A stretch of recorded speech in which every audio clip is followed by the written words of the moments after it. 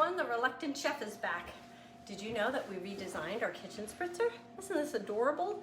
You're going to want to remember that if you're using herbs in the kitchen spritzer, you want to use dried herbs. Don't use fresh garlic. You can get botulism with that. And you don't want to use fresh herbs in here. You want to use dried herbs if you're trying to make like a basil oil or something like that. You might want to have more than one of these. You can put oil in one and vinegar in the next.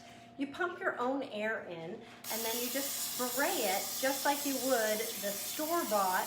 But the nice thing about this is that it has none of those bad chemicals that are in the store-bought ones that are going to make your cookware and your stoneware sticky, gummy, and have a residue buildup. Do remember, however, that when you're done with your kitchen spritzer, you want to burp it.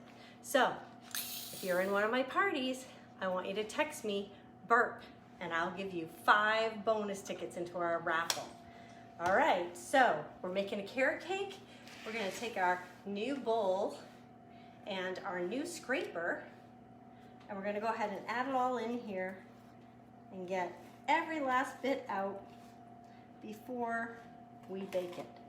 You'll notice I'm using our new enameled 10 by 14 roaster, and I'm using it for a carrot cake, but you could do it for a jumbo lasagna, or maybe if you haven't tried our ham cheese brunch squares, oh my gosh, that is great. So if you're cooking for a lot of people, you might want to consider doing it in large volume.